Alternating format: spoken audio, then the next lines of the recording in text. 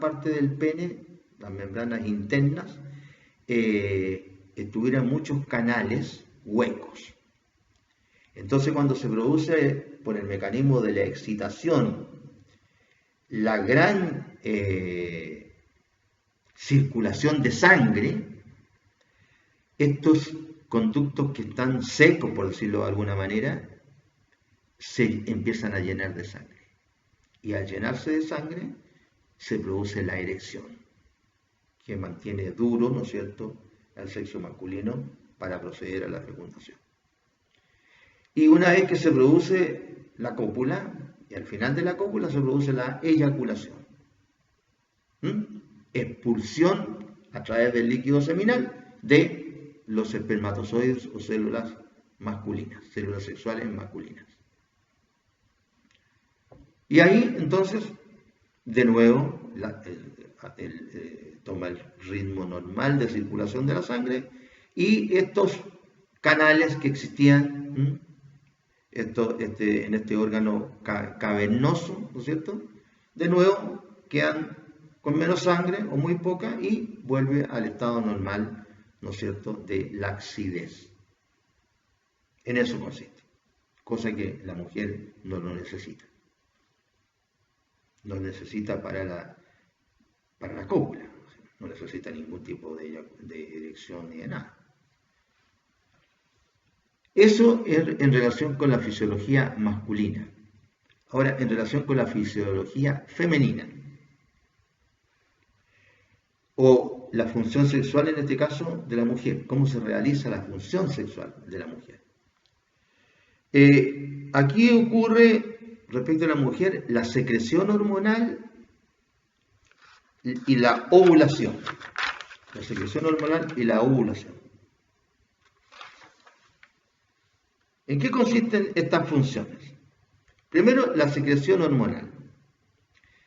Los óvulos también actúan en la mujer como glándulas endocrinas y exocrinas.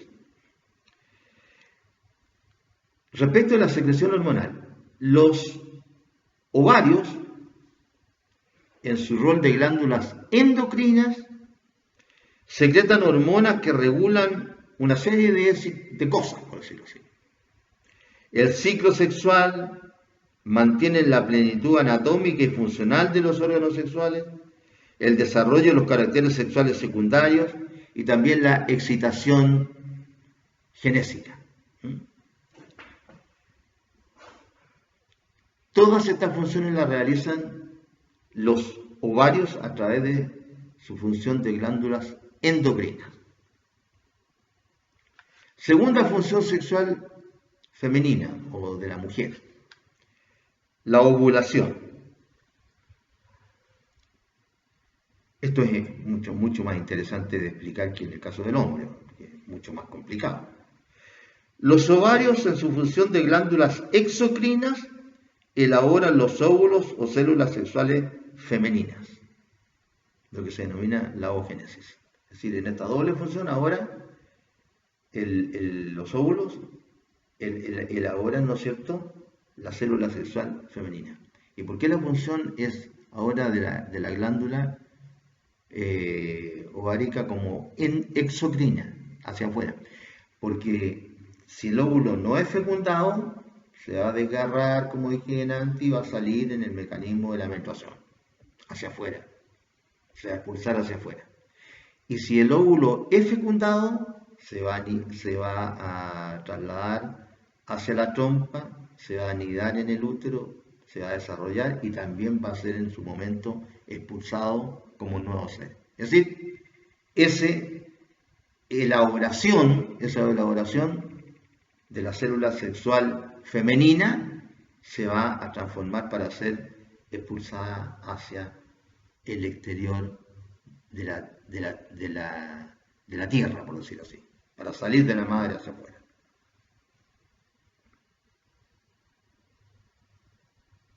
Bueno, después vienen las explicaciones, ¿no es cierto?, del ciclo menstrual, que eso prácticamente en relación con el derecho podría de repente tener alguna incidencia, como algún tipo de enfermedad que pudiera limitar, como se llama, su responsabilidad o atenuarla, etcétera.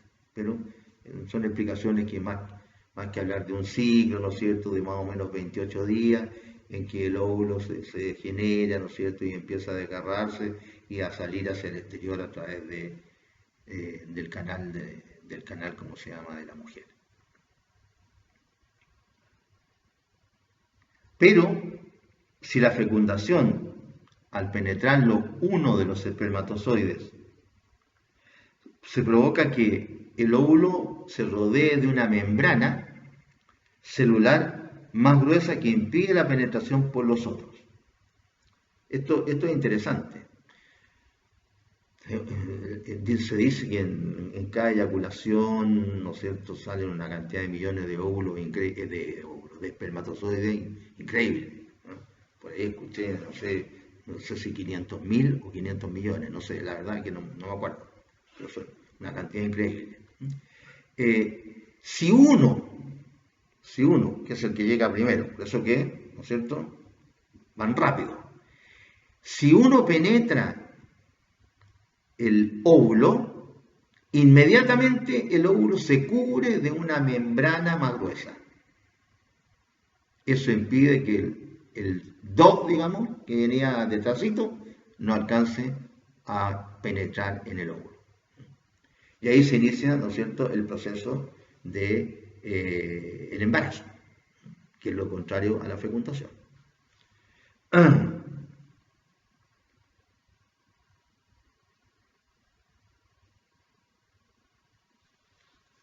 Bien. Hay más explicaciones acá en los contenidos que le enviamos, en los apuntes, respecto de esto, el ciclo menstrual, etc. Pero por el momento nos quedamos con esto. Ustedes si quieren estudian el resto de lo que hay acá. Aptitud para la procreación.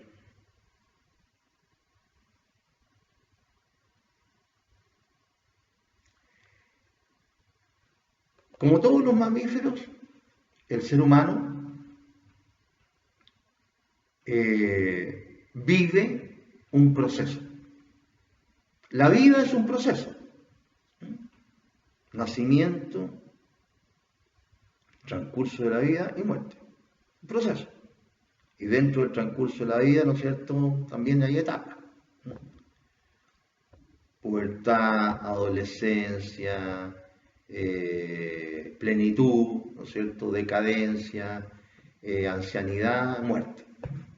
Salvo que ocurra un suceso entre medio y se muere una persona joven. Todo es un proceso. Entonces, ¿qué es lo que ocurre? Que el ser humano, tal como se desarrolló primero en el vientre de su madre, específicamente en el útero, después que es expulsado y que ya es una persona, etc., sigue ese proceso, siempre. Lo que quiero decir es de que en este aspecto, como en otros, en lo que dice en relación con la aptitud para la procreación, el ser humano no siempre estuvo apto para la procreación. Para la procreación. Ojo con esto, cuando uno dice aptitud para la procreación, es decir, estar apto para participar en la creación de un nuevo ser con su opuesto. En el caso del hombre, con la mujer, en el caso de la mujer, con el hombre. Entonces, se requiere, por la naturaleza, ¿no es cierto?, que transcurra un periodo más o menos determinado de tiempo, en el cual los órganos sexuales adquieren la forma definitiva que requieren para la procreación, como también empiezan a producir las células sexuales que son las que la producen. Eso es lo que ocurre. La fecundación supone una aptitud para la procreación, la que comienza en un momento de la vida de las personas llamada pubertad, que se caracteriza porque los órganos sexuales están aptos para la relación sexual.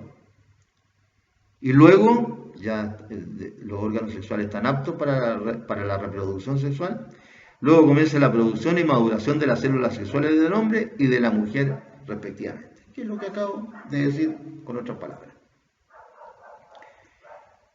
La pubertad es fijada por la legislación chilena en 12 años para la mujer y en 14 años para el hombre.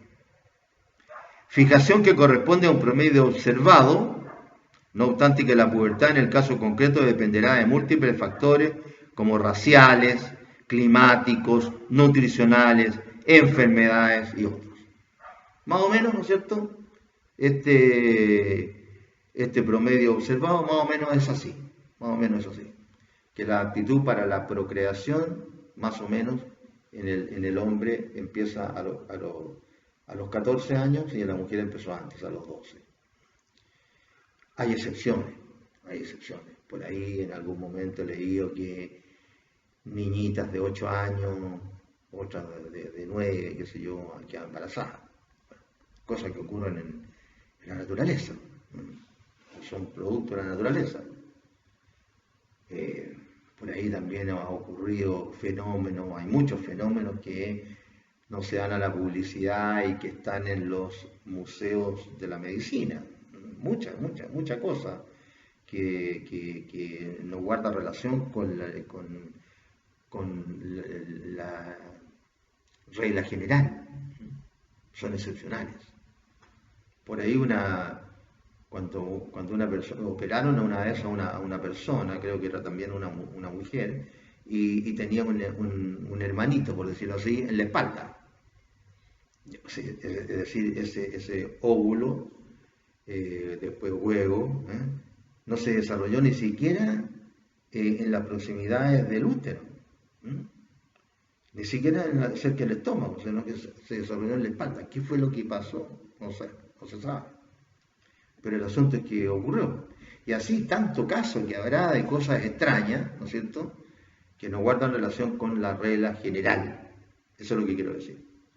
Entonces la regla general es que la aptitud para procrear, es decir, para tener los órganos sexuales con la fisonomía necesaria para procrear y producir las células sexuales necesarias para la procreación, más o menos ocurre en la mujer a los 12 años y en el hombre en Chile estamos hablando, y en Chile al hombre a los 14.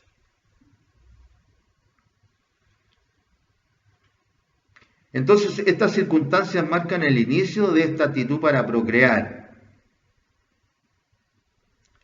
Pero como todo esto tiene un ciclo, también esta aptitud para procrear también termina. En el caso de la mujer deja de desarrollar ese ciclo mensual. Se suspende en forma natural la menstruación. También puede ser por alguna cuestión accidental, pues en un accidente una mujer sufre un tremendo golpe, ¿no es cierto? Y le destrozan, resulta destrozada alguna parte importante de su aparato sexual, claro, se va a suspender antes, pero es porque no tiene los órganos, ¿entiendes? Pero se suspende naturalmente porque deja de existir ese ciclo, naturalmente. También estos promedios observados son más o menos por los 45 años. Parece que últimamente se ha ido alargando esta posibilidad, se ha ido alargando. Hay mujeres que han quedado embarazadas a los 50 o después de los 50. No estoy hablando con método asistido, porque eso no sería el caso. Estoy hablando de forma natural. Las excepciones que existen, en la naturaleza también existen excepciones. O con la naturaleza. Entonces se produce la menopausia, ¿no es cierto?, que es la suspensión en forma natural de la menstruación.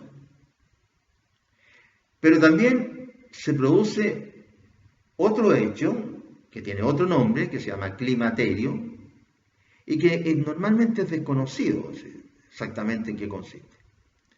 Y precisamente el climaterio son el conjunto de trastornos que provocan en el ser humano precisamente el término de la elaboración de las células sexuales.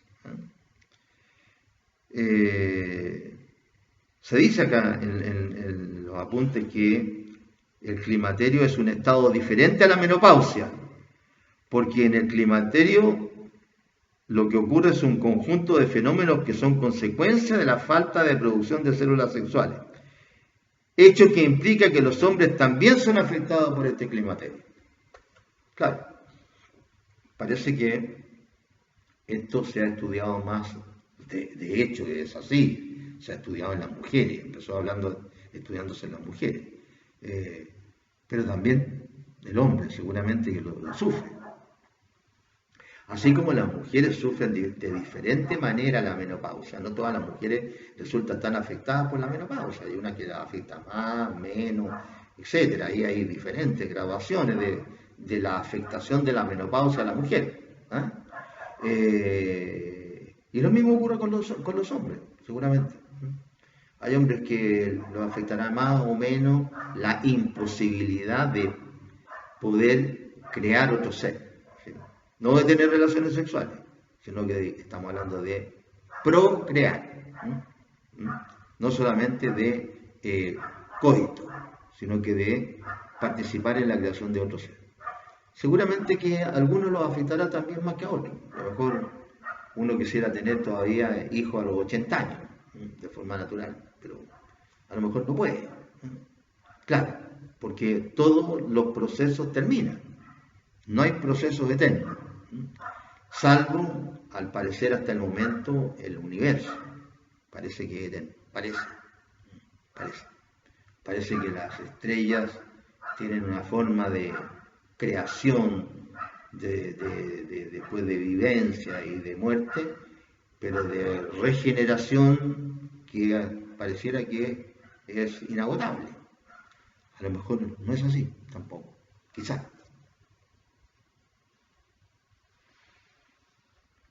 Sin embargo, se dice que existen ciertos trastornos que guardan relación con la aptitud para la procreación. Estos trastornos son la impotencia y la esterilidad.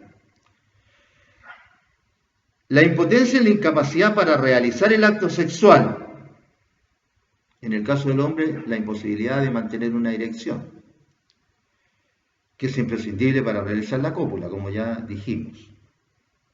Y en el caso de la mujer puede deberse a algún tipo de enfermedades.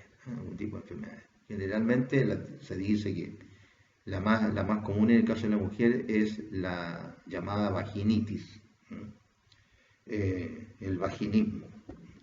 Parece que es una enfermedad, exactamente no sé en qué consiste, pero lo que sí sé es que parece que produce mucho dolor el contacto con el sexo masculino. Entonces, claro, ¿no es cierto? Es una forma de impotencia, porque la mujer no quiere tener relaciones, por un verdadero sufrimiento. Y así como está la impotencia, está la esterilidad. La impotencia generandi y la coebundi, que abarca también la posibilidad de procrear, la otra, la coebundi. La generandi es la incapacidad para la realización del acto. Después, como causas de impotencia, se señalan un montón. Vamos a leer los títulos nomás para tener una idea. Causas de impotencia, es decir, de incapacidad para realizar el acto sexual. Incapacidad para copular. Causas psicológicas. Claro, tienen que ver con la esfera mental de los seres humanos. Orgánicas.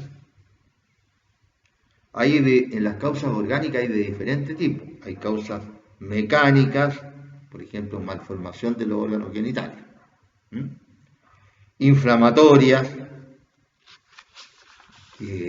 ¿cómo se llama? Que afectan de manera radical el aparato genital de una persona. Oclusivos-vasculares, que tiene lugar cuando no existe la posibilidad de que la sangre llegue a los conductos que tiene que llegar para provocar la erección. traumáticas, provocadas por traumatismo a nivel genital, un golpe que recibió una persona en la zona genital, por ejemplo, una caída, un choque, un accidente, etc. La disminución de la capacidad funcional de la persona. Las personas muchas veces están impedidas de tener relaciones sexuales por enfermedades crónicas de diferente tipo, enfermedades sobre todo que vienen con la edad. Neurológicas, producto de alteraciones del sistema nervioso, ¿no es cierto? Si uno empieza a padecer un cierto tipo de enfermedad, uno ni se acuerda, perdone que parezca medio cómico, pero ni se acuerda que existen las relaciones sexuales. Me imagino que si uno sufre un Alzheimer o que sea algún tipo de que no se da cuenta de nada, no se da cuenta tampoco de que existen las relaciones sexuales. Químicas, esas son las provocadas por las drogas. Y aquí voy a decir lo que se dice acá nuevamente. Química provocada por la droga, incluidos una serie de medicamentos que provocan impotencia por efecto colateral.